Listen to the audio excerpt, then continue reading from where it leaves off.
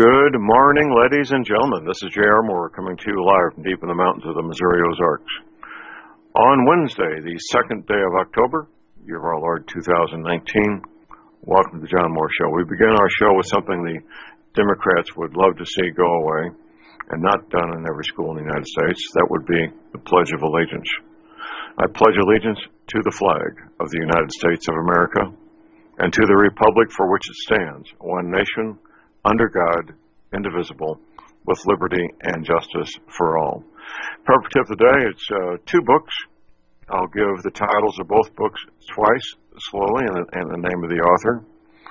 The first book is titled Seeds of Deception. The subtitle is Exposing Industry and Government Lies About the Safety of Genetically Engineered Foods You're Eating. The author is Jeffrey Smith. I say again, the title of the book is Seeds of Deception. All you need to get to find the book is Seeds of Deception, by the way. Seeds of Deception, Exposing Industry and Government Lies About the Safety of the Genetically Engineered Foods You're Eating. The author is Jeffrey Smith. Next book has to do with general winter preparedness, but actually more long-term. The title is Cold Times. Subtitle, How to Prepare for the Mini Ice Age. Dr. Anita Bailey, B-A-I-L-E-Y, that's Bravo, Alpha, India, Lima, Echo, Yankee. I say again, Cold Times, How to Prepare for the Mini Ice Age by Dr. Anita Bailey. I recommend both books. I think that you'll get a lot out of them. We have patient waiting in the green room, my friend, Professor James McCanney. Jim is a gentleman who was previously teaching mathematics at Cornell University. He taught astrophysics at Cornell University. He's the author of, I believe, 11, probably soon to be 12 books. Weekly radio talk show host and amateur archaeologist, man about town. And his website is listed at my website under at my links page, and that's jmccsci.com. Good morning, Jim. Good morning, John. How are you doing? Well, sir, I'm doing fine, sir. And yourself?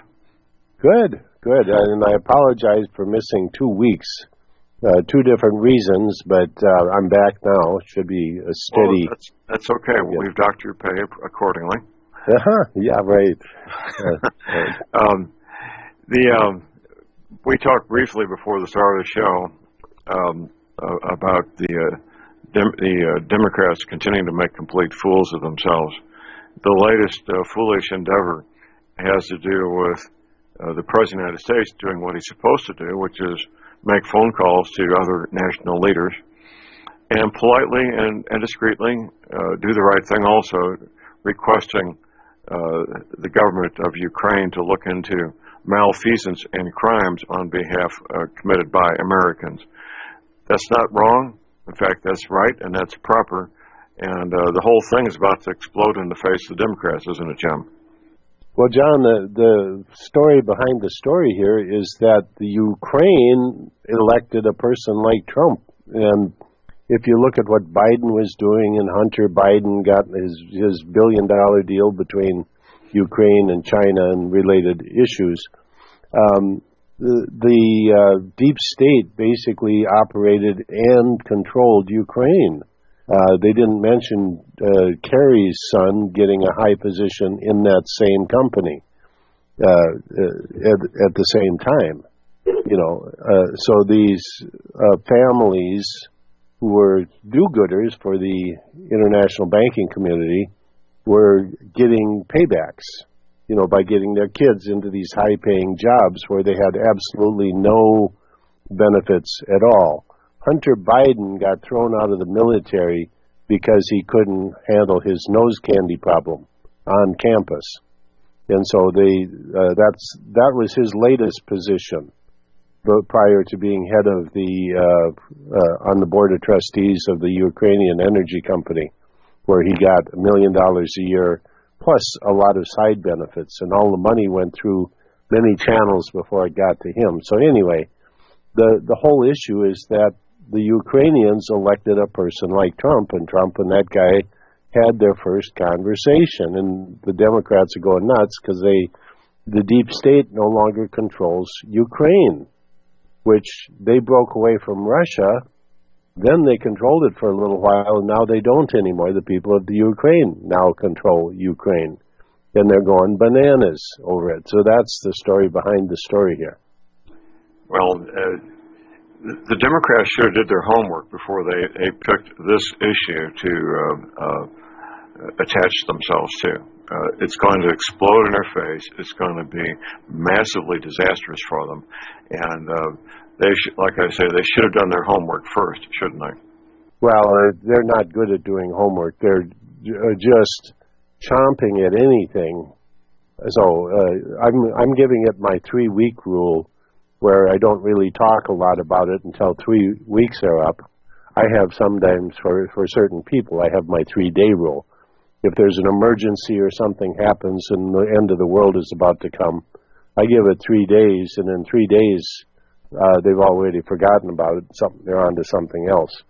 So I'm giving the Trump impeachment thing 3 weeks, and they're going to have to ride it out as long as they can with the news media, and with all of the hoopla that goes along with it, and all of the other thing you see here is the Republicans who have handlers.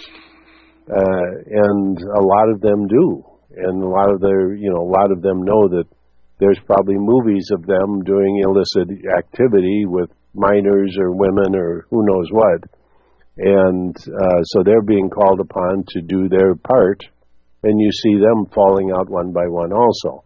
So there's a lot going on in the background here. They're, like you say, they're hanging their hat on this pretty heavily, because it's probably their last hurrah before actually getting into a real election.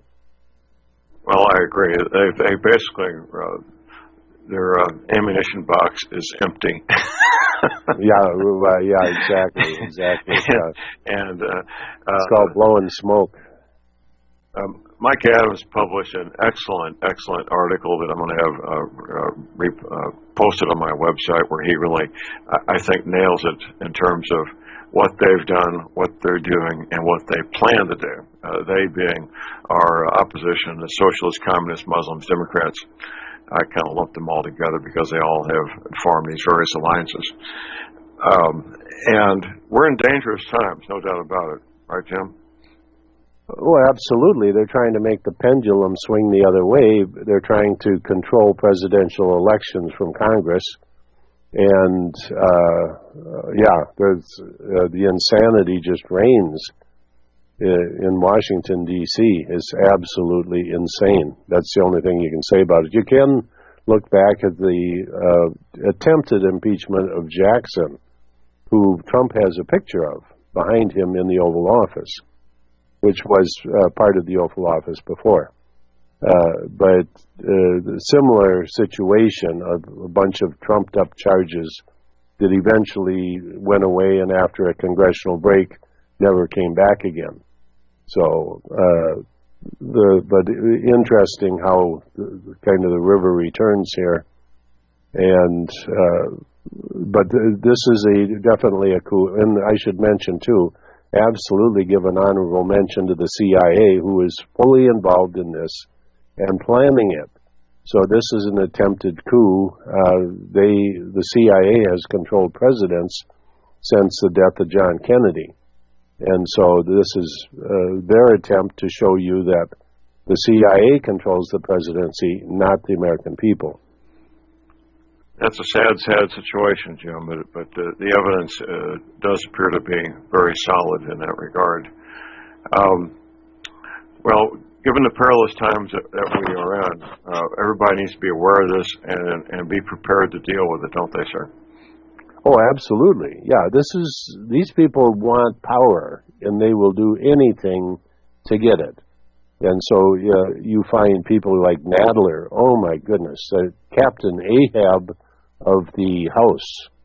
Just, this guy, read Herman Melville's Captain Ahab, Moby Dick basically is the name of the book, but Captain Ahab is the central character in search of killing the white whale.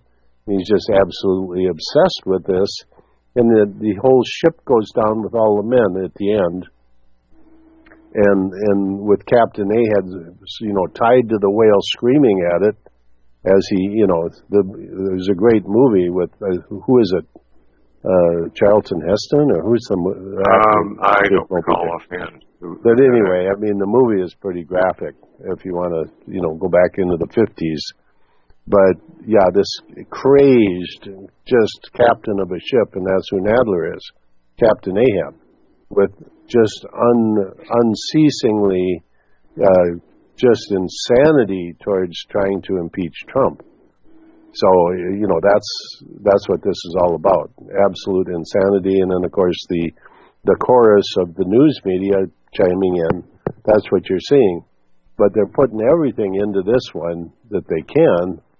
And but the so-called whistleblower is still anonymous, which is pretty strange. At some point, this anonymous status of this whistleblower will have to come out. And the insiders that know who he is, they know he's from the CIA. He's an anti-Trump, deep state operative. And this thing was well planned. This was being planned before Mueller gave his report, because they knew Mueller wasn't going to find anything. Right. So this was being planned as the insurance policy to the insurance policy. That's what it is. Plan B. Yeah. Well, plan just about ZZZ. I mean, now this is, if you look at the laundry list of women that they came out with, none of which fabricated. If you look at the laundry list of all of the other things that they've claimed Trump did, and fabricated, and this is just really to cover Daddy Biden's problems with the kid. And like I say, the real issue here is that Ukraine has gone back to the people of the Ukraine, and they can't stand that because they had a hold on it. So, that's a twist that they weren't counting on. So I bet Hunter Biden is not going to get his $1 billion this year from the Ukraine. I'm so sad that he won't get that. And if you look at that guy, he's the typical nerd kid of a politician, and Joe Biden himself is pretty nerdy. But he just played the company role. He's a company man.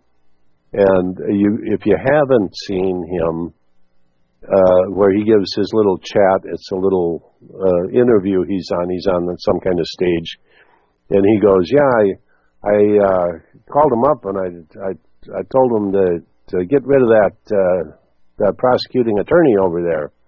I'm going to be out of here in 6 months, or 6 hours, and if that guy's still not fired, you don't get your $1 billion."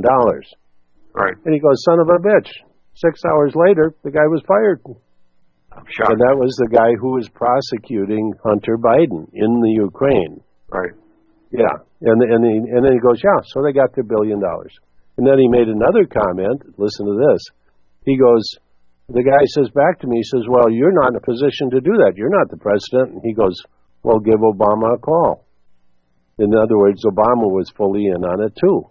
Of course. So, and, to make sure, and Obama was cutting the deals like the Iran deal, where they moved and approved the Uranium One deal, selling the uranium to Russia, who then moved it off to Iran, and Iran bought it with the money that Obama sent directly in airplanes to Iran. Amazing. Shrink-wrapped pallets full of $100 bills. Yeah. What a sight. What a sight. That was Obama and Biden. What a sight that would be. And nobody mentions that little fun fact. Well, we just did, didn't we? Yeah. So anyway, I mean, it just stinks. It reeks.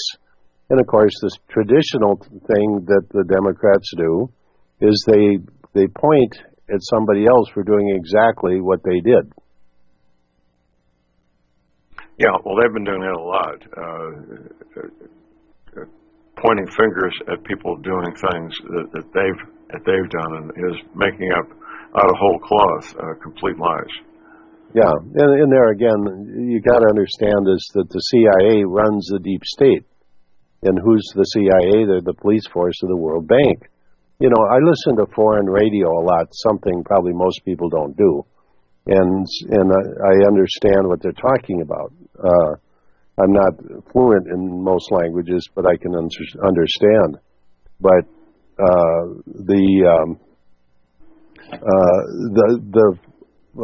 the news in foreign countries is very anti-Trump, and the reason is because it's being fabricated in the news media in most foreign countries is controlled also by the CIA. Right. Right. And their presidents and their political parties and on and on. We got a caller here, Jim. We got Sherry in Kansas. Good morning, Sherry. Good morning, gentlemen. Jim, you often said that you worked with scientists over there.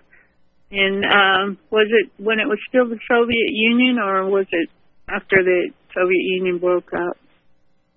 It was before, yeah. Oh, okay. So.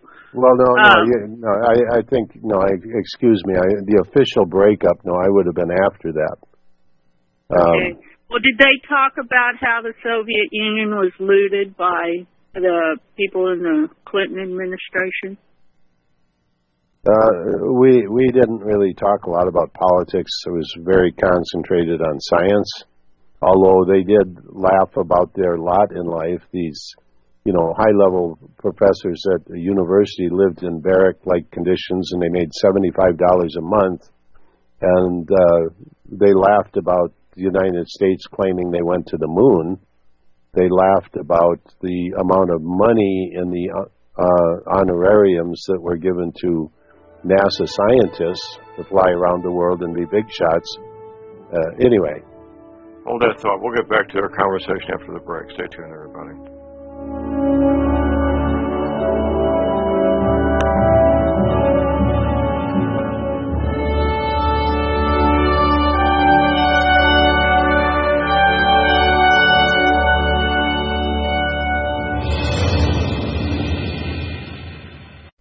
Tired of being lied to by mass media? It's growing more and more apparent today that news is received less and less through standard media outlets. Even with a growing audience every day, RBN is beginning to direct more efforts into social media.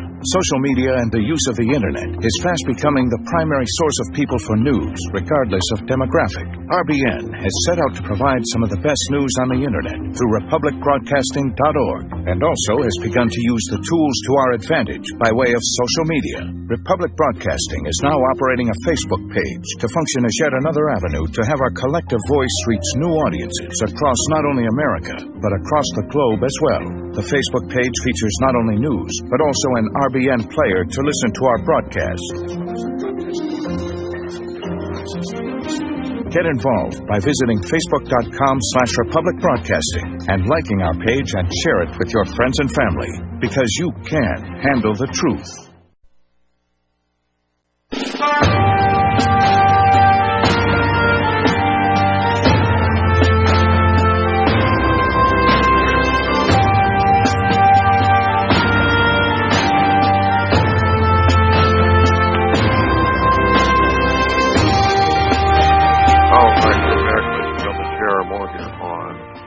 Wednesday, the 2nd of October.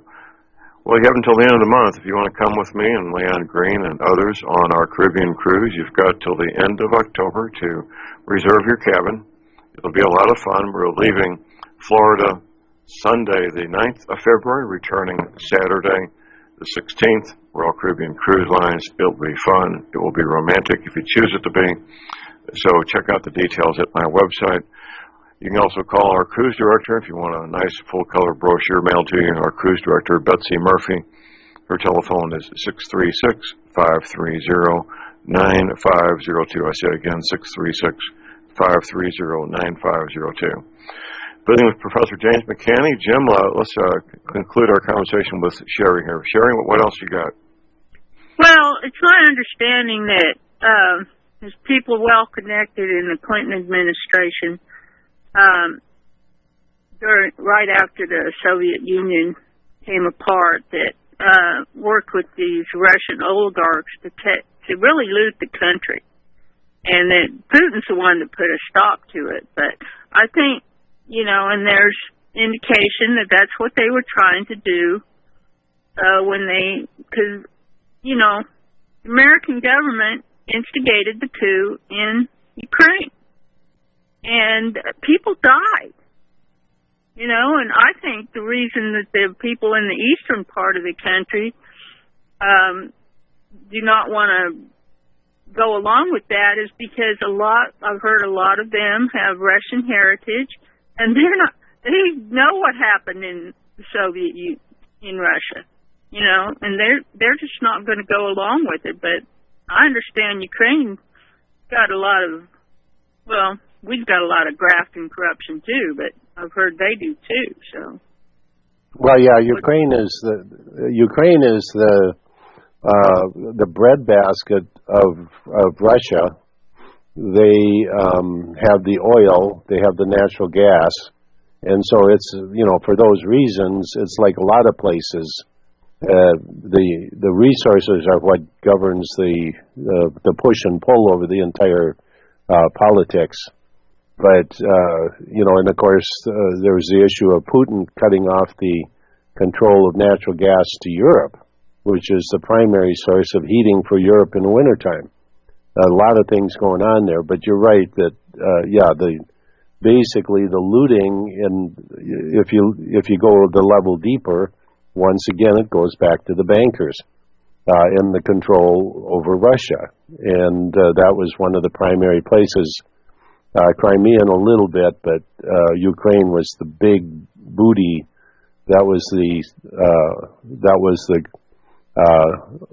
score for the and that's been going on ever since. And now they're really mad, like I said, because all of a sudden the people of Ukraine have taken back their own government. They were successful in splitting it off, but now it's could become an independent country again with this new president, and also looking into the corruption that happened under Obama and prior presidents, like you're talking about. Yeah, that's all I had. Thanks. Okay, thanks for the call, Sherry. Yeah. Our next caller is John in Texas. Good morning, John. Hello. As we're back on the subject of the impeachment of the attempted impeachment of Trump. As you recall back, well, can you hear me? Go ahead. Yeah. Before, going back to Watergate in 1972, I recall that the vice president, what becomes of Vice President Pence when they were moving against Nixon to get him to resign. I won't go into that whether Watergate was a political coup d'etat, but the first thing the first person to resign was Spiro Agnew, and he did that was over possibly trumped up tax evasion charges, and he was replaced by Jerry Ford. Now, whatever was behind that, Jerry Ford, of course, pardoned Nixon. Now, who was behind? Now, what happens? What I would like to know is what happens to Pence in all this. What's his role, and what's likely to happen to him if Trump is impeached? Well, impeachment won't be successful because it was not going to get voted on by the Senate to remove the president. So it's really a complete theory about something that will never happen, John. Jim, you got any follow-up? No, not really. I mean, I don't speculate. In fact, as I said before, I really don't want to talk a lot about this topic. I'm going to give it my 3-week rule. Right. And then go from there. There's some science issues I wanted to get to on today's show. Oh, okay. Well, John, we appreciate your call. We're going to get on to Jim's science issues. Thank you for the call. Okay. Let's get started on the science issues, Jim, before the break here. Just before the show, John, I always check space.com, spaceweather.com. These are the disinformation science sites. Some interesting articles. Okay, we'll get to that after the break. Stay tuned, everybody.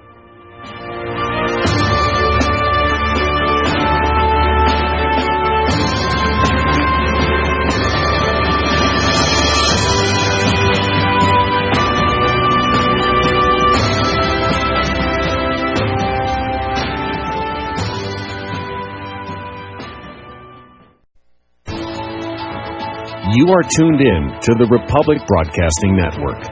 Visit our website by going to republicbroadcasting.org.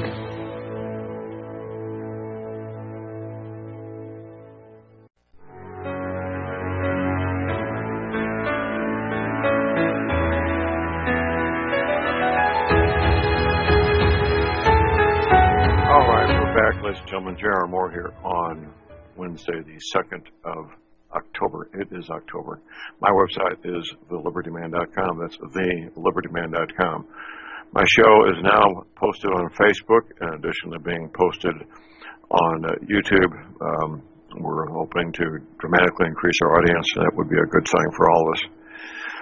Also, my website, there's interesting things that will educate you and inform you. We have a turnkey hobby farm for sale. It's right down the street from me in my zip code, ready to go. All you need to do is move in and start living there and enjoy a fully functional hobby farm. Also, at my website, if you have issues with arthritis, you need an energy cleaner. What are you waiting for? Seriously, what are you waiting for? If you have arthritis pain, you need an energy cleaner. Pure and simple. I use mine every night. When I go on a road trip, I take it with me on my road trips. Only $285, shipping included to American zip codes. Quite a bargain when you consider what it does for you. Especially in light of the following, I offer a 90-day money-back guarantee. Check out the energy cleaner at my website, the mattress pads that go with it. You can use PayPal, MasterCard, Visa. Everything's in stock, ready for immediate shipment. I have a toll-free order line 24 hours a day also, 800-592-9543. I say again, 800-592-9543. Visiting with Professor James McCanney. His website's linked to my links page at thelibertyman.com. We're going to get into some science discussion here, Jim. Let's go. Well, John, I wouldn't call this science. I would call this fake science news. Oh, fake science. Okay, good. Yeah, right. It's coming from space.com. But oddly enough, one article, they say black holes don't exist. And in the next article, they say that the ninth planet, which is a story in itself I'll mention in a minute, the ninth planet could be a grapefruit-sized black hole. But there's only a 1 out of 500 chance that it exists. And I mean, this is just lunacy, just absolute lunacy. This is what is being offered to the public for science. Now, this is part of NASA. It's a government website. Oh yeah. This is a NASA mouthpiece. It's called space.com. And I check it out now and then just to see what kind of insanity they're pumping. But the whole term Planet 9, they demoted Pluto from being a planet, and this was the reason. Because if Pluto were a planet, now they'd be talking about Planet X or Planet 10. And of course that has wide range meaning from all of the lunacy that happened in the Planet X days. And so the use, now they can talk about Planet 9 safely because they've demoted Pluto from being a planet, and Pluto is a planet. Plus, there are hundreds of more planets now the size of Pluto and bigger, some of them quite large that NASA isn't talking about.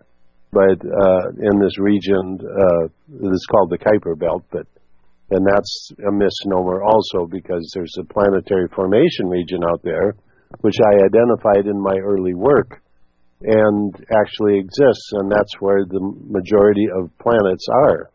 So there are not 9 planets. There's about 109 at this point. So anyway, this is what you're getting for science. And now Planet 9 might be a grapefruit-sized black hole. With the sister article saying that black holes don't exist. This is what you're getting for science in the United States. Absolutely insane. By the way, I'm going to mention a video that I saw listener sent in. It's called NASA Going Nowhere. I think it's on a Patreon channel. And the guy doesn't say really any more than I've been saying for years that NASA, is a fake agency. But what was interesting, he goes through all the presidents, how every president has promised that NASA would be this major goal, starting with the Kennedy we're going to go, actually starts with Eisenhower. But it's interesting to see all the presidential promises and nothing ever comes of it. And that's what I've been saying all along, is that they don't do anything. But the other interesting thing is he breaks it apart financially and shows that space has been a more profitable industry than the music industry, the movie industry, Hollywood, and video games combined. The massive amount of money that's going into this industry, and nothing is ever happening. Nothing ever happens. It's always promise, or we're just around the corner, it's going to be, something, but the end result is that nothing ever happens. They just keep playing the same song over and over again, and people still follow it, don't they? Yeah, and it's very interesting, and this is something I've said before too. My term for it is Congress proof, that every constituency has NASA-related employment. And so no Republican or Democrat, it has universal support, any proposals for space, but then it employs tremendous numbers of people. It's a way, it's like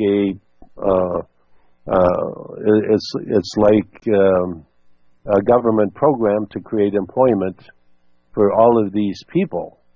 And so nobody wants to mess with that because it's such a big part of the economy now, which is true.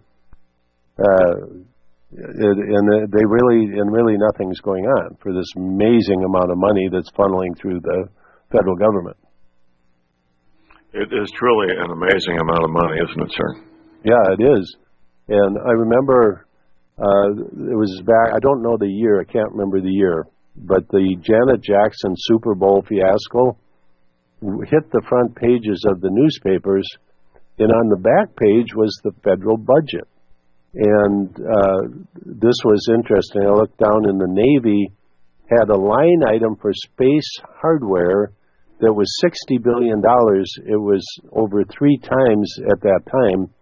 At the time, NASA's annual budget was $17 billion, but the Navy had 3 times that for space procurement hardware, just the hardware for space. So it's a tremendous amount of stuff is going on, and the people don't see it. So it's an amazing amount of money. And that was just the Navy. So amazing amounts of money, and far more than the music, movie, and video game industries combined. Truly, truly amazing. Do we have any idea what the new budget's going to be for these people?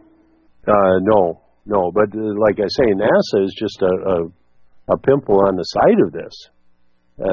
That's an amazing amount of money.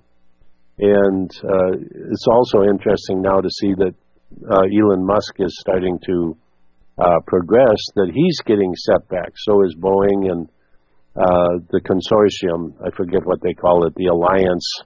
It's Boeing with a few other companies privatizing space with money that you and I paid for to get them to the point that they're at. And all of a sudden they go, well, gee, we're going to privatize this and for profit and compete against Elon Musk. Isn't that a cute little, twist of fate? It is quite the little twist of fate. Quite. Yeah. All right. I think you and I should have stock in Boeing for free, but I guess that's not the way it works in the big world of finance. Right. Well, living in St. Louis, my hometown, I've probably known 50 people over the years, including men I'm related to by blood, that worked at Boeing. At least they make, the F-15, before we move on, the U.S. government just placed orders earlier this year for new F-15s, which they have not done for probably 20 or more years. I believe with the most recent upgrades, because their performance is, the difference between their performance and the F-35 is negligible, almost non-existent. Plus, there's a big bonus. You can fly the F-15s in the rain. Jim, you've got not one but two radio shows every week. Tell people how they can listen live into the archives, if you would, please, sir. Thank you, John. Yeah, every week, Thursday evening, 6 p.m. Central Time, WWCR Nashville, Tennessee, the world's largest radio station, airs the James McCanney Science Hour at the Crossroads, and that's been going on for pretty much close to 20 years now.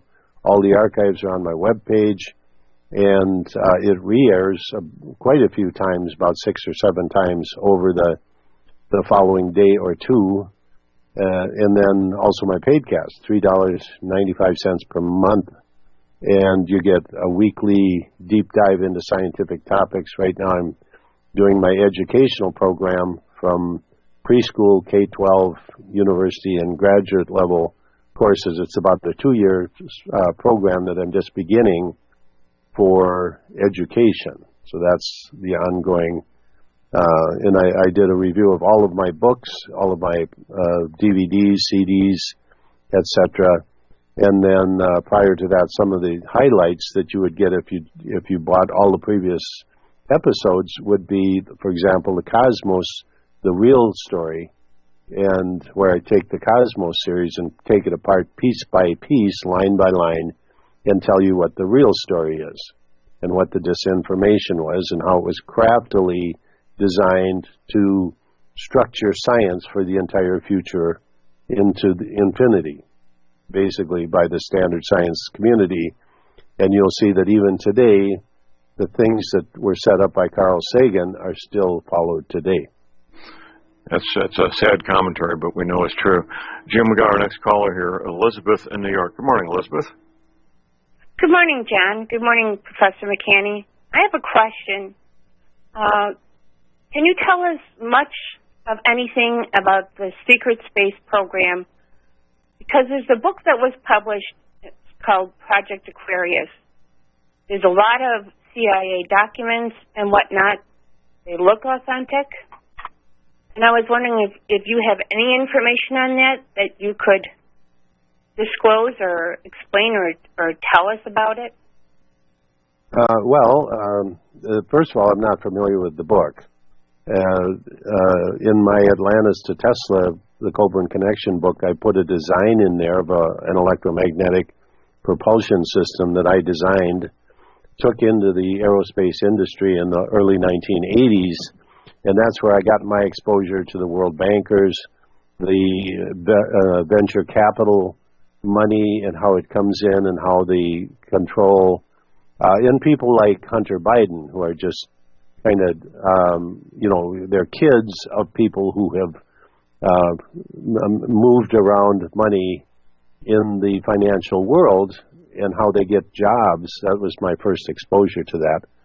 And then understanding that there's about 6,000 families that operate the world, and then they have this vast array of politicians and lowlifes like Joe Biden, who do.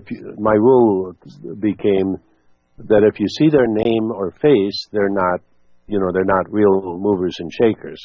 The real movers and shakers you never see their names, and these are the families that are extremely wealthy off the military-industrial complex, not just in the United States, but in Russia and other countries. And that's what, for example, Putin took back for the Russian people. That's why they hate Putin. That's why he was thrown out of the G8. Now it's the G7. They're thinking of inviting him back in. But to get back to your question, yeah, there is definitely, and that's what I was mentioning with the budget. How could the Navy have 3 times the annual NASA budget for just space hardware procurement? I mean, what are they doing with that money? It's a lot of money. Who's building this stuff? What are they building? Then they have their manpower. It was always believed early in the space program that the Navy should be the one that has the space program, because they have submarines and they have all of the technology and wherewithal to keep people in confined spaces. So, there's a lot going on that you just don't see. And Trump is playing along with this. I don't know how much he really knows, but he's a pretty savvy businessman, so, I mean, he'd have to be pretty dumb not to know that this is going on. But there again, the level of science crosses international boundaries. I can tell you that. I've been in meetings with military personnel dealing with, for example, electric propulsion systems. And I would go to the meetings, and everything was closed. It was under, strict guidelines, etc. But this is going on all the time. So anyway, a little trick that they do to suck the engineering out of bright people like me is they have offerings. They say, we have all this money coming in, we need new technology in certain areas, and all these bright engineers come out with all their ideas. They submit them, and then all of a sudden the money dries up, and the military takes the ideas and runs with them. That's what happened to me. Now, I read the book, and this goes back as far as Eisenhower administration. Yeah, and the individual who wrote the book, he's a former Vietnam veteran. There's a lot of information in there, and I think there's something that we need to pay attention to and look into. I'm hoping that at one point that you will get a hold of the book and read it. Repeat the title and author again. Yeah, it's Project Aquarius, and it's written by Edward Thomas Coleman Page.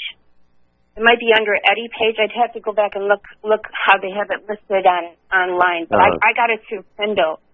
But there's a lot of documentation there, and it was, according to my understanding, it was a project of the CIA.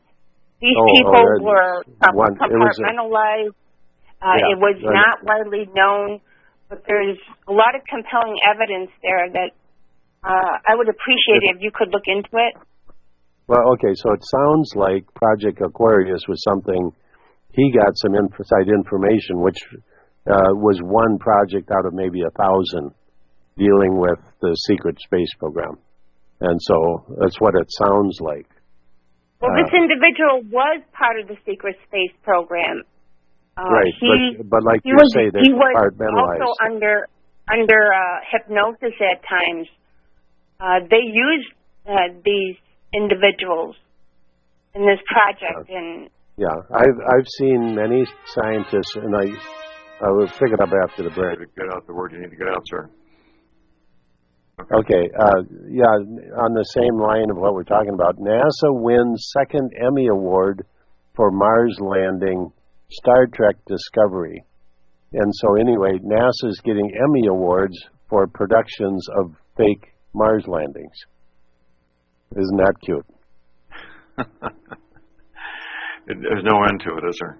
Yeah, it's just bizarre, But at any rate, just remind people, right now I'm starting to offer co-op arrangements for the wing generator. So if people have communities that might need electric power in a co-op type of a setting, we're now in a position to start talking to people about placement. So and go to my webpage, jmccsci.com, and there's an email address there to email and show your interest. So that's the latest. Okay, sounds good. Well, Jim, this hour just flew by, as always. And any final comments before we wrap it up this hour, sir? And then just also remind people that the wing generator, I'm going down into the lower energy ranges, down to 3 kilowatts. So I got the 3, the 5, and the 10 kilowatt, and then also the 25 and 50 kilowatt models that we're offering now. And so those can be some will be in an off-grid only, some will be in on-grid. And by the way, it's a very complex situation speccing out a system for somebody. So people write in and they say, well, how much does one of those 10 kilowatts cost? And I say, well, that's like asking how much does a Cadillac cost? What accessories do you need? What kind of, There's all kinds of factors. In fact, we've identified about 90 factors that go into scaling one of these for a particular use. So there's no such question as how much does one of their things cost. It's has to be designed and spec'd out for each particular case. Well, it looks like a lot of engineering has to go into designing one of these systems, Jim. Yeah, there is, and it's fairly simple and straightforward. But we have to know what the people are using it for, the energy requirements, the wind situation, where they are, many factors. All right. Well, it's good to know, and people can get all those details at your website, can't they, sir? Exactly, which is linked from your page, John. That's right. Don't want to be caught by music. Thank you, sir. We'll have you back next Wednesday. Thanks, John. Okay. Top of the hour break coming up shortly. Jeff Nyquist will be with us. He's got something new posted at his new website that I think we'll all find interesting. It'll be very good to visit with Jeff, as always, and get his updates and his perspective on what's going on around the world. And his perspective, I think, is very valid, very, very valuable, that we need to.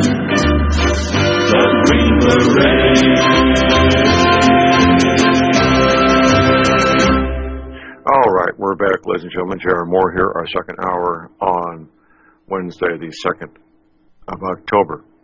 Prepper tip of the day is 2 books. I think they're very well done books that will help you understand the world we live in and prepare for what's coming and what's already here. The first, the title is Seeds of Deception. Seeds as in garden seeds. Seeds of Deception by Jeffrey Smith. The next one is Cold Times, How to Prepare for the Mini Ice Age by Dr. Anita Bailey. I say again, Cold Times, How to Prepare for the Mini Ice Age by Dr. Anita Bailey. We have patiently in the green room my friend Jeff Nyquist. Jeff is a gentleman who began a quest more than 20 years ago to understand, comprehend, eventually become quite expert in the true nature of the international communist conspiracy. His website's jrnyquist.com. He also has a new website, jrnyquist.blog, which I'm at that website right now. Good morning, Jeff. Good morning, John.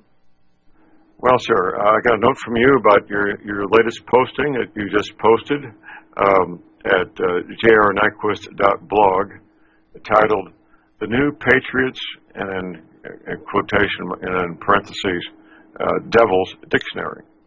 And it was posted yesterday. Begins with the word centrist. Definition, a noun. A person who stays too close to the WO line and gets run over by traffic going both ways. How long was this in the works, Jeff? Oh, I thought of the idea on Monday, and I started putting it together and finished it yesterday. I mean, I was talking to a colleague about doing a large version, like Ambrose Bierce's Devil's Dictionary,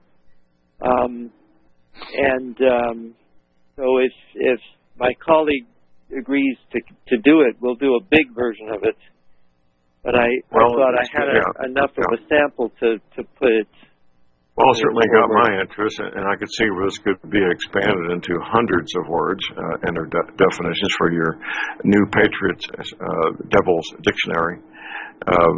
Well, that could be a project that just continues for a considerable length of time, couldn't it? Yeah, it's something that I can always be hunting for new definitions as I see the comedy unfold around us. So, well, referring to it as a comedy is certainly appropriate. It is a comedy. It's a farce. This latest iteration of the telephone call that President Trump made to the President of Ukraine. I was mentioning to Professor McKinney, don't these people do their homework first? Didn't they realize before they went public with this that it was going to explode in their face? Or did they know and not care? Or do they just simply don't know? What do you think, Jeff? It's almost like they go for sound bites in the moment, and then they get a new one tomorrow. So they're constantly generating. I was amazed that Friday morning I read the Washington Post, And I thought, I was thinking I was going to see something like a change of coverage on this. The transcript was released. President Zelensky was in Washington and met with the president and denied everything in front of the press and said there was no coercion. It was a friendly call. That he said I wasn't pushed. But no, on Friday morning they continued the narrative, making the false claim in the Washington Post that the president had ordered his chief of staff and others in the administration to cut off Ukraine's funding, which is ridiculous. I mean, how could they just concoct it in a story? It doesn't make any sense to me. But there it is. If the story had legs, if the story had evidence to back it up, I could see where the Democrats could pick up and run with it with some trust that it would be a real story. But it has no legs. It has no evidence. And the story is literally exploding in their face, isn't it, sir? Yeah, it is. And the fact that there's so much media lying and they make up additional facts that leave the public with the impression that it was the president that lied. It's, I've never seen anything like it in a supposedly free press. And it makes me wonder, is this a free press? Because who's controlling them? How are they controlled to do this? Because this isn't normal behavior. The newspapers are supposed to be responsible and report the facts, not continually make up along. This is the way the media worked in the Soviet Union, under Stalin.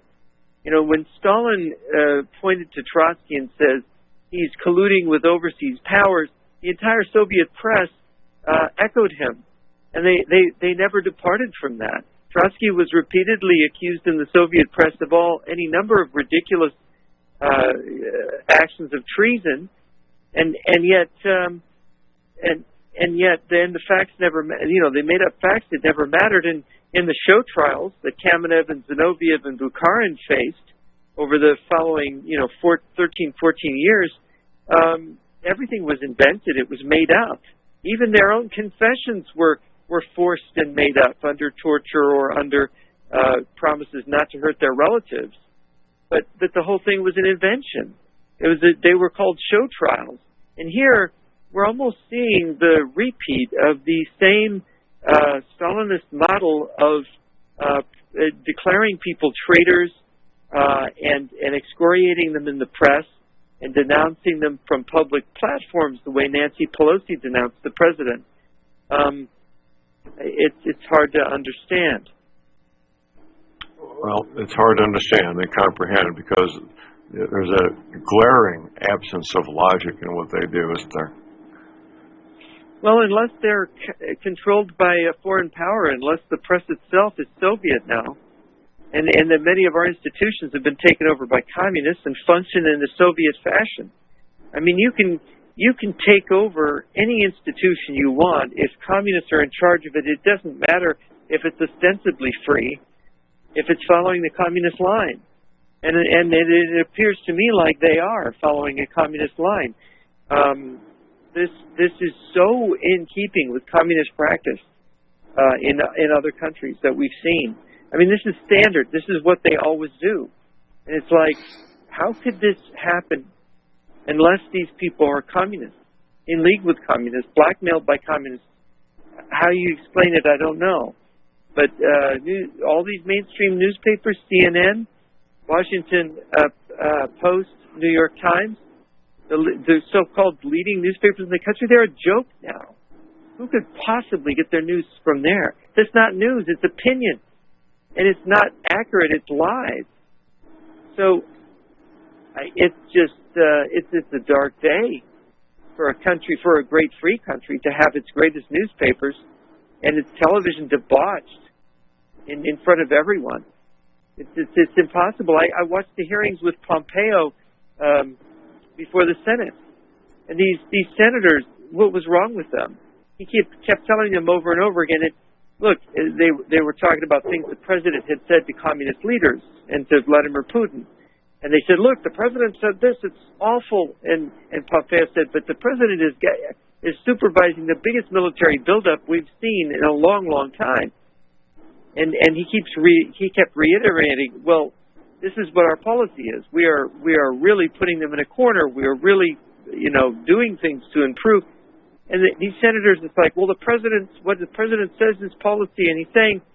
And then Pompeo said, Obama talked tough on Russia the whole time.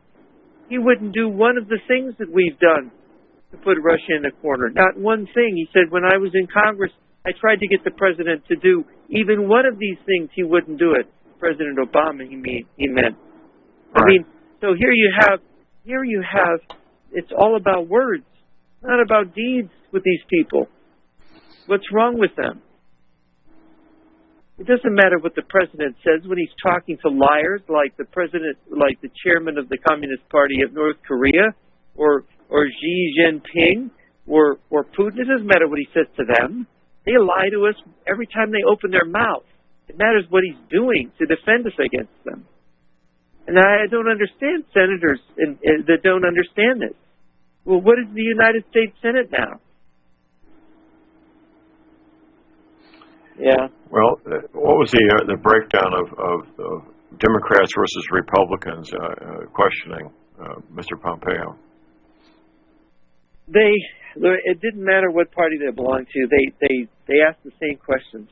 They all seemed hostile to the president. To me, it seemed that way. Okay. Well, I didn't see the footage, so I can't comment on it one way or the other. It's a shame that it's come down to that, isn't it? Yeah, it is. It is a shame. The lack of understanding of politics. There were times in there where Pompeo was basically saying, "Look, if you want me to actually say what we're really doing, maybe we need to do this, away from the public eye, because we don't want to explain all this so that the Washington Post and the New York Times can do our diplomacy for us. Explain our diplomacy to our enemies."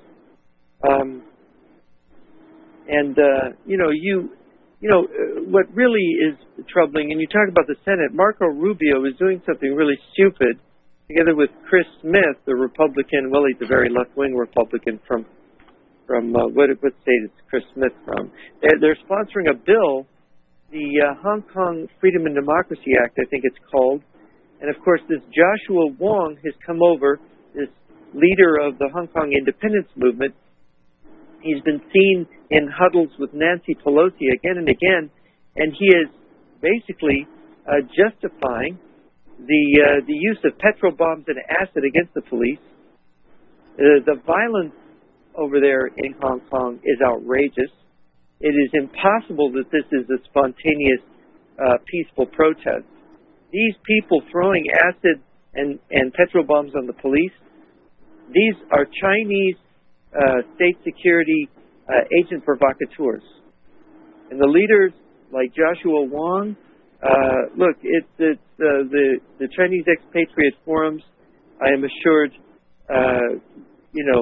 know that he has relatives that are hostages in mainland China. He is not free to be a real leader. But the leaders of the Chinese independence movement have been captured by the Chinese intelligence services, and that this is a giant provocation to justify the intervention of communist China. Look, if the United States passes a bill against Hong Kong, that is going to play into the hands of China. A prominent Chinese businessman in New Zealand, I'm told, has said that they passed a bill against the wrong country, against the wrong place. They should be passing a bill against Beijing, not against Hong Kong. Jeff, we got a caller on hold here. We got John in Texas, or John in Tennessee. Excuse me, John in Tennessee. Good morning, John. Good morning, John. Good morning, Jeff. Jeff, good morning. When I was working on the newspaper in school, they taught you about yellow journalism. They taught you about opinions being on the editorial page and whatnot. Now, I'm sure that in 2012 or 2010, I guess, the National Defense Authorization Act, which legalized, again, not that they didn't use propaganda, but it made the ability for the United States to use propaganda against its own people legal. So if you were the government and someone gave you a brand new tool for your toolbox, what would you do? You have to use it, Jeff. So the newspapers, and I'm disagreeing, but I'm doing it respectfully. The newspapers have never been a place to go and get the truth. They have been exactly what they're being used for now. They're just wide open, pedal to the floor, the throttle's open, and the throttle lock is on. They're lying to the American people. They always have. So why are they doing what they're doing? Because that's part of the program. You know that. They have no choice but to lie, and we have no choice but to dig for the truth, and we've got to go other places. Why would things be going on that are going on? We're going against Hong Kong and supporting China. We're supposedly exposing Trump in the Ukraine or Giuliani in the Ukraine, all these other things. But when Obama was talking to Medvedev in 2008 at the Chinese Olympics, and there's audio saying, tell Putin it'll be easier once I'm reelected, never made it to the news. Why do you think that is, Jim? Oh yeah, that made it to the news. That was on all the news. I saw it on the news. Well, it was no extent. Can you imagine if there had been a recording of Trump colluding with Putin, talking to whoever the president or premier of Russia is below Putin right now? He said, tell Putin that I'll have a little more. It'll be a little easier once I'm reelected. Putin, Obama, Trump, I am convinced, Jeff, all of them are playing us like some kind of a dragnet show, good cop, bad cop, Hegelian dialectic, Delphi techniquing us to death, and we're thinking we're wise and smart about it, and we're actually idiotic when it comes down to it, because we're not ignorant, so we're either stupid or complicit in the program and in the problem. Because to stay silent, you become responsible for the outcome. You become part of it. If you know what's going on and you don't tell others, if you don't try to do something about it, you're complicit. Well, first you have to know what's going on. And it's very difficult for people to know because you have to actually study and you have to determine it. And that's where most people don't have the time to do that. And that's what the media is supposed to do. And what we've had in this country, it's the same thing all over the world. You have a movement called socialism, Marxism, and it's been trying to replace Christianity in the religion of our forefathers. It's attempting to become a new religion. And that's the process we're seeing unfold. Socialism is... Of October. 12 months until the election. How about that?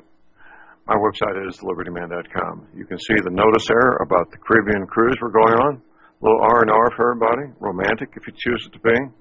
You've got until the end of this month to sign up and reserve a cabin. I'll be there. Leon Green will be there. We're hoping, not sure yet, that my friend Sam Andrews and his wife will be there. Sam, our Monday guest, Firearms Monday. Get the details at my website at thelibertyman.com. If you don't have internet access, give our cruise director a call, Betsy Murphy. Her telephone, 636-530-9502. I say again, 636-530-9502. Visiting with Jeff Nyquist. His website is jrnyquist.blog. That's B-L-O-G, jrnyquist.blog. Let's continue, gentlemen. Well, just one more thing, if you'll bear with me. John, there was a 1940s, I think it was a Disney cartoon, actually, and that's ironic because of who Walt Disney was. And it was called The Perils of Ism, ISM, something to that effect.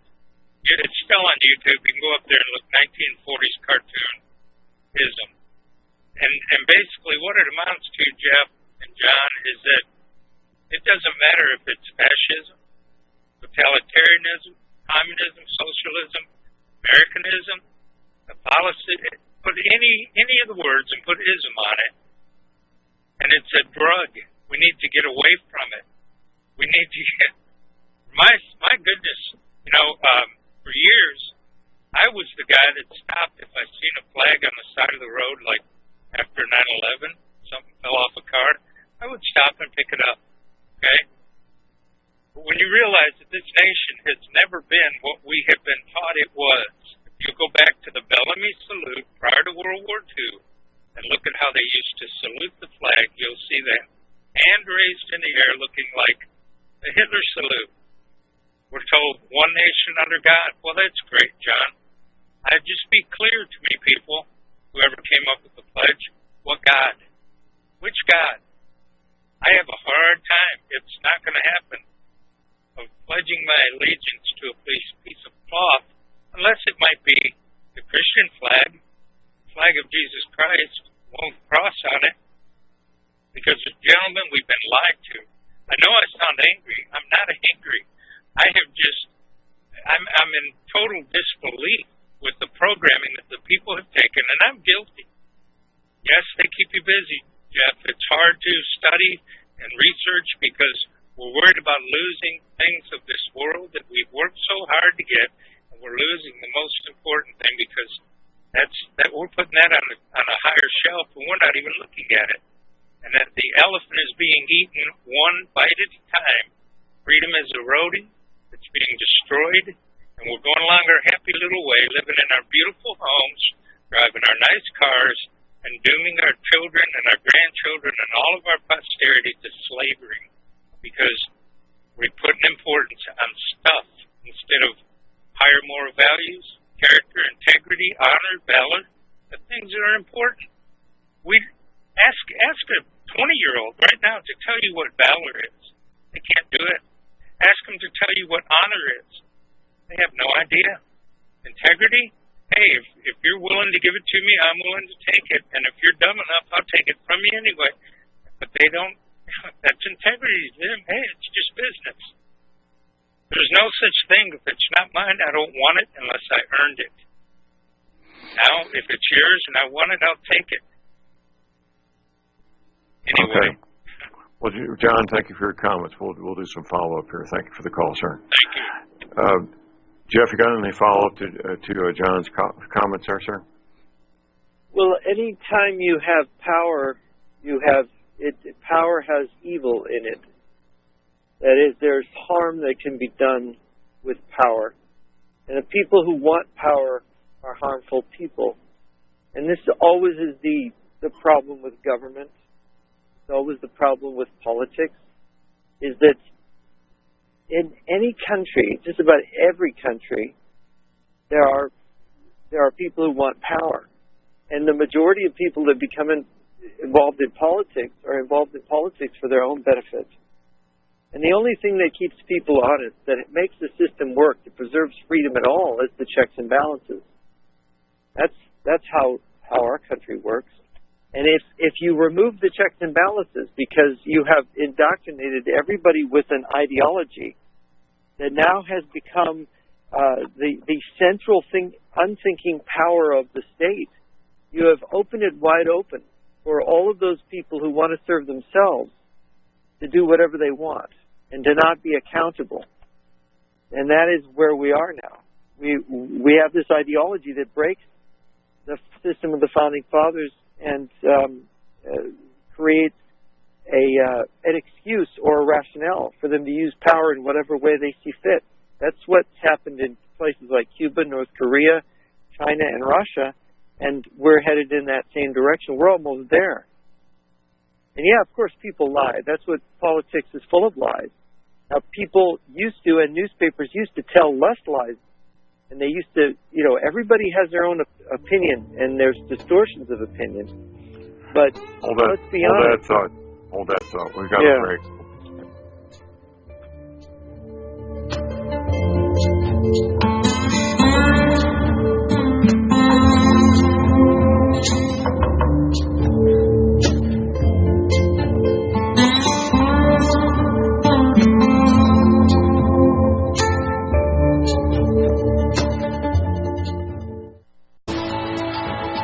You are tuned in to the Republic Broadcasting Network. Visit our website by going to republicbroadcasting.org.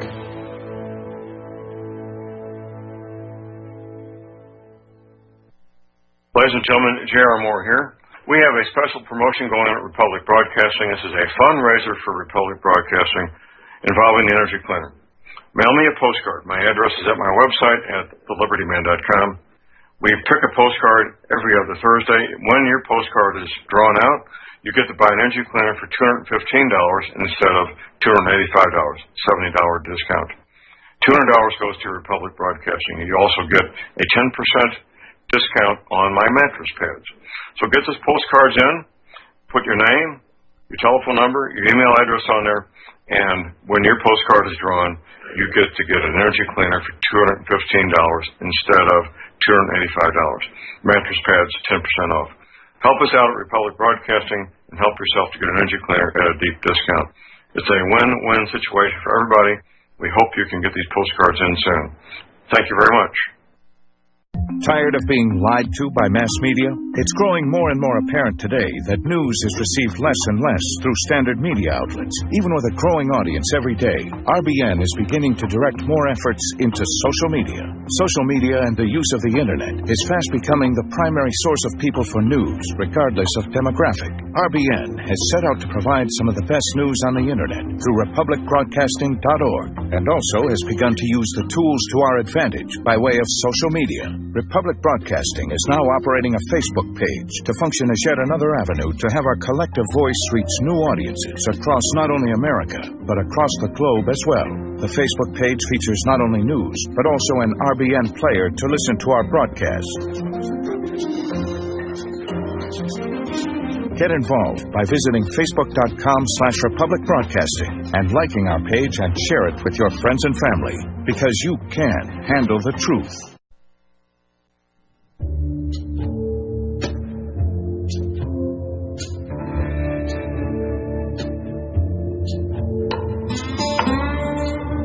All right, we are back, ladies and gentlemen. J.R. Moore here on Wednesday, the 2nd of October. It is October. My website is thelibertyman.com. That's thelibertyman.com. My show is now on Facebook, and we may get some other platforms. We're looking into how feasible those other platforms are right now, and if that happens, we'll let you know also. The speech, we talk about this, especially when we've got J.R. Nyquist with us. A speech given by the top military man in communist China to his top military leaders. We got a hold of it. It's translated in English. You really need to read that. It's at my website. There's a nice graphic there. We've got the American eagle on the left, the Chinese dragon on the right, big yellow star in the middle. Very important. You need to read that speech. Also, you're going to need energy for what's coming at us. You want energy for normal, happy times, but we need energy even more so for our hard times, which I think may only be 12 months away. We hope not. That's where the energy cleaner comes in. If you've got arthritis pain, you're not sleeping well at night, you need an energy cleaner. Pure and simple, you do. $285 shipping included. Check out the energy cleaner at my website. Read up on the patent application information. The wonderful testimonials by people like Steve Whitman, who I'll be talking to this week. Then make your decision. Decide to get yourself an energy cleaner, a mattress pad to go with it. Keep in mind the following. I offer a 90-day money-back guarantee. You can place your order using PayPal, MasterCard, Visa right there at my website. You can call my toll-free hotline 24 hours a day. Don't try to call me. You won't get me. Orders only. 800-592-9543. I say again, 800-592-9543. Taking your questions, calls, and comments here at Republic Broadcasting at 800-313-9443. And, of course, our guest is Jeff Nyquist. His website is jrnyquist.blog, jrnyquist.blog. Let's continue, Jeff. Yeah, I was going to say that we need to be honest and acknowledge that things are getting worse in terms of the culture, in terms of honesty, in terms of the virtues and people having faith and having the right behaviors. It is getting worse. I mean, our grandparents' generation, my grandparents were born around 1900. They were much stronger people. Their faith was stronger. Their beliefs were stronger. Their behavior was better. And they would not have accepted as behavior the things that are accepted today. There's no doubt. These are people that were, had just become adults 100 years ago, my grandparents, that generation. And there's no doubt there's been a change. It's you can see it in every area of life. It isn't true that we were always this bad. I don't think that's a fair way of describing our situation today, that it's always been this way. There always have been lies and political manipulations, yes, but we had a much better leaders, much better people, much better culture 100 years ago, and it has been a slippery slope that we've been on. It was a little more than 100 years ago that this event, the Bolshevik Revolution, took place. I think that's a major marker. And the fact that we have things taught in the schools now that are central ideas that originated in that revolution over in Russia in 1917. So that's no accident. I think we are dealing with a phenomenon, that's rooted in communism. Yeah.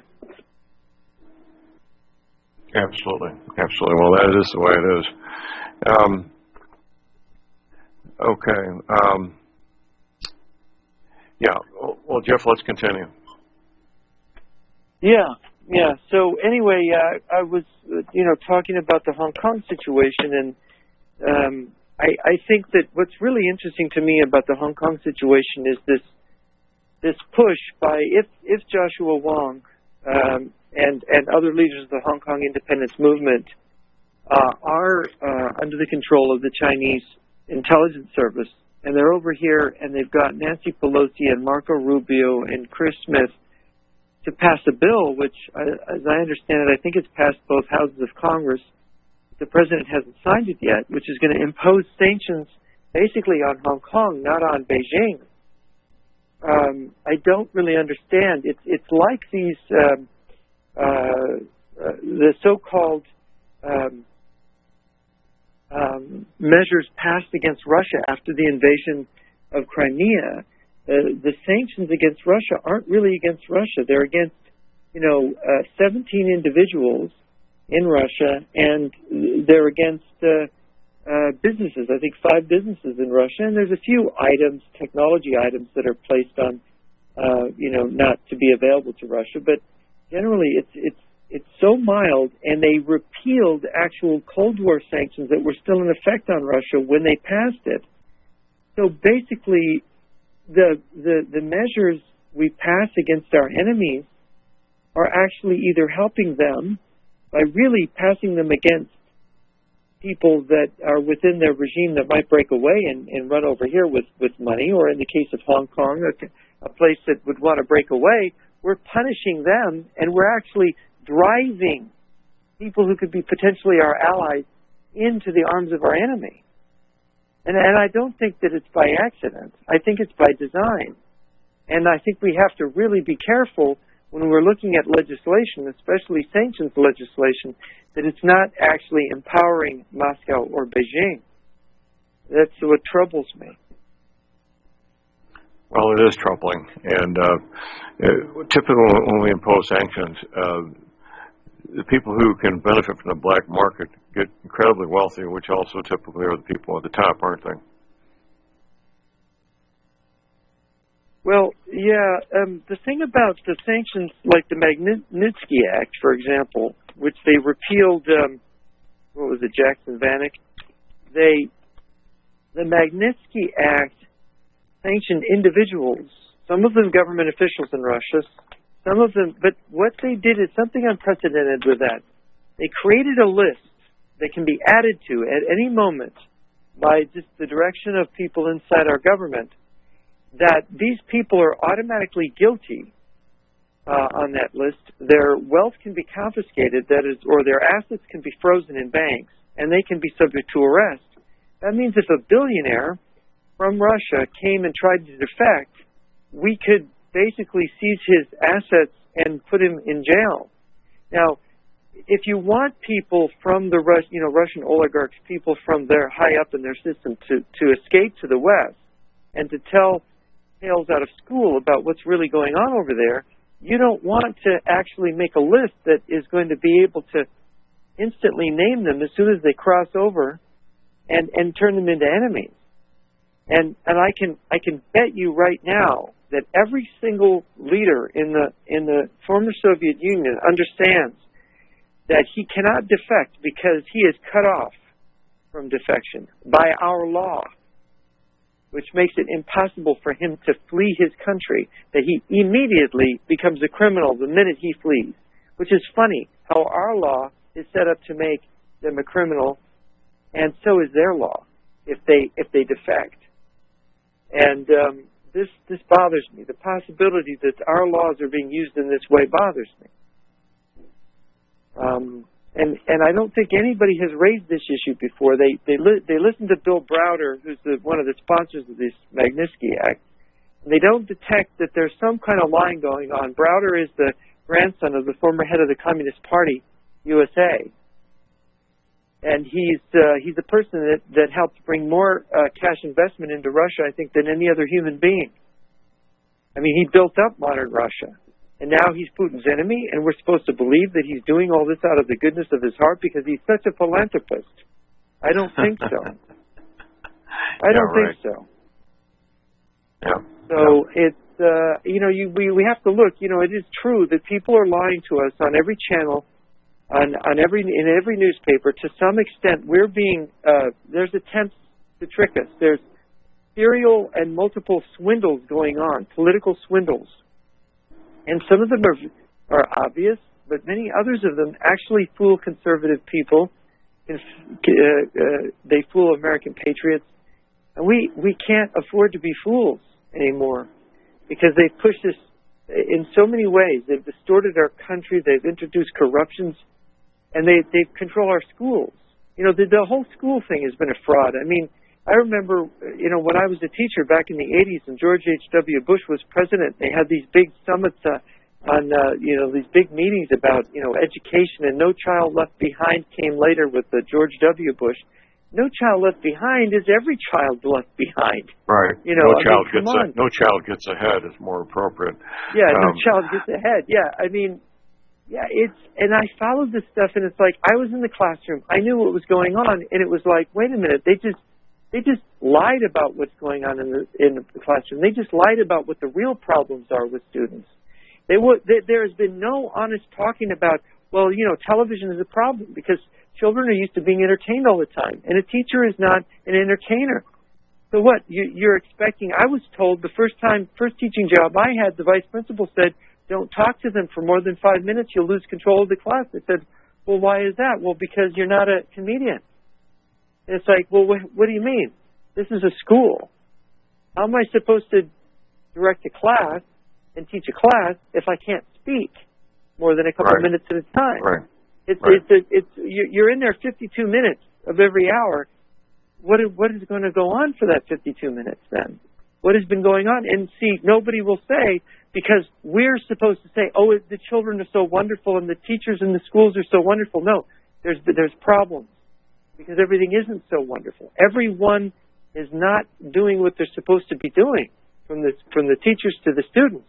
Everybody's going along to get along with something that's being allowed to happen that shouldn't be allowed. It's the same thing with cheating. I saw the massive cheating taking place. I didn't allow it. But pretty soon it was so massive, the administration didn't want to deal with it anymore. Right. And by the way, I was told to cheat on tests. Maybe I've mentioned this. Yeah. Amazing. We got a caller on hold here. We got Paul in New Jersey. Good morning, Paul. Hello, gentlemen. Go ahead, Hello? Paul. You're in the air. Yeah, when Jeff points out, he's talking about our enemy. Is he basically saying that China is our enemy? Yes, absolutely.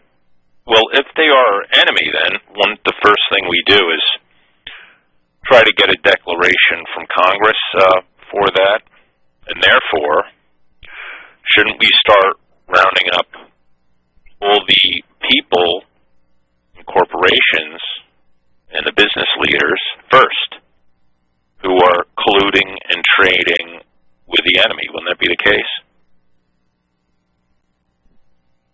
Right? Well, if we are at war with them, but we have a state where we have enmity without an actual state of war. You can have enemies that you are not in an actual state of war with. Right, but I just, as you've heard me in the past, I don't see why China should be our enemy at all, because in many ways, it's not the Chinese people. It's the Communist Party of China is our enemy, and they govern China. Yeah, well, I think it's your enemy. I don't think that they're my enemy. I don't see what the big deal is about China, because I see what's going on is, there's a lot of existential nervousness among Western whites, because the fact of the matter is now, the economic power of the world is no longer in the West. It's in the East. The Asians have surpassed us. China is a juggernaut. It's a superpower. And I don't think we should fight 1 billion Chinese for the benefit of 7 million Hong Kong Chinese. I don't see why a white man... That's not going to happen. We're not going to war with China over Hong Kong. That's not going to happen, Paul. Well, clearly we're trying to stir the pot up over there, is the way I see it. You can see it by the reportage. But hey, wait a minute. No, I'm not going to let you say that, because the leaders of the Hong Kong independence movement are not CIA agents. Their relatives are hostage in mainland China. Do you understand that? The leaders of that movement are hostages of mainland China. The people who benefit from petrol bombs being thrown against the Hong Kong police are the Chinese People's Liberation Army, the People's Armed Police, and the Chinese Communist Party. That's who benefits, not us. We don't benefit from that. Right. And but my point is... I'm not advocating going to war with China over Hong Kong. What I'm saying is that the government of China wants to destroy the United States. It's not my war. You are also threatened. The entire United States. Have you read the secret speech of Chi Hao-chen? Have you read that speech? No, my point is... you should listen, because never was a free trade advocate. The United States is going to be targeted for extermination. They want to genocide us. Yeah, well, that's one crackpot might write that, but we have our crackpots here who want to destroy China also. You go through enough military guys here in our military schools, and there's going to be some paper that says, we got to destroy the communist Chinese. Look at you. You. American officer. I'm not an American I'm talking about you. Listen, I have advocated the destruction of China? When? Well, you're so, you are a rabid anti-communist, and the funny thing about you is China is not even that communist anymore. Jeff, this is the thing about you. You're still living by your Cold War playbook. Listen, I know Chinese people. You know what they do? They go, Chinese and Americans, they go back yearly for vacations in China, and they visit their families, and they come and go as they please, and they have a good time when they're there, and they have a good time here. And so it's the myth of the big bad communist Chinese isn't as big and bad. They're not as big and bad as we make them to be. And my point is, at this stage, with American corporations who've sold out and do free trade with China, right? I'm just mimicking them. I'm mimicking the capitalist free traders, aren't I? Okay. Right? Paul, thank you. The very capitalism you promote, Jeff. Got a break. We'll have some follow-up after the break. Stay tuned, everybody.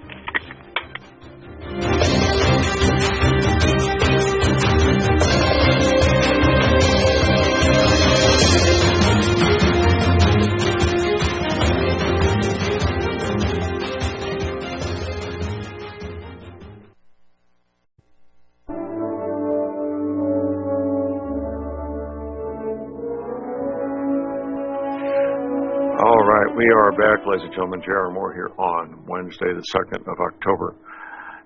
Jeff, I'm going to begin with a follow-up to Paul's comments, and you can follow me. First of all, the speech that we're referring to, the full text, 20 pages, is at my website. Paul was referring to the speech giver as a crackpot. Well, he may or may not be, but this gentleman, when he gave the speech, was the Minister of Defense, the highest, I repeat, the highest position in the Chinese military. Obviously putting out the party line, the official party line of the Chinese government, not some officer hoping to make a name for himself by publishing some sensational paper, but this was the top military man in the entire country giving this speech where they clearly say that they hope to defeat the United States militarily. Jeff, your follow-up. Yeah, the point of alerting people to this is not because we want to destroy China or kill Chinese people. It's because we want to avoid a war by making people aware that they need to vote for people and support policies that will strengthen America and not China, and will defend us and protect us from it. We have weapons and we have technology that could make it so that China could not hurt this country. And we need to have leaders that are going to employ that technology in order to protect us. The thing about Barack Obama is that here we had a president who was allowing our country to be systematically disarmed over time, who was not doing anything to defend the country. It was very dangerous. And Hillary Clinton was the same thing. She's cast in the same mold. So it is a life and death kind of thing. And I'm very serious in saying that it's life and death. I know it's life and death. I've spent my adult life studying history and studying politics. And nations are wiped out all the time because they do not pay attention to who their enemy is or take seriously the threat. In Americans sometimes have the assumption that we're always the strongest, we're always on top, but no, that means constant vigilance. And the caller, Paul, he has no vigilance. Of course, he has his National Socialist ideology that he likes to put forward. But the thing is, he needs to wake up. If he doesn't realize who America's enemies are, and that he's an American, even though he doesn't think of himself as one, when America is attacked, all of us are attacked. All of us are targeted because the weapons now are weapons of mass destruction, weapons of mass killing. They target civilians. And so this is a very serious issue. I don't understand how somebody can get on their hobby horse, their conspiracy or political hobby horse, and just dismiss this kind of thing and go talk about what they want to. Because it's not... You do so at your peril, and it's a free country. We can still do these things. And I look at the example of Switzerland, surrounded by some of the most brutal wars in history, the last 200 years, and they did not get involved because they were strong. They were militarily strong, and all potential enemies understood that, and they chose not to go that direction because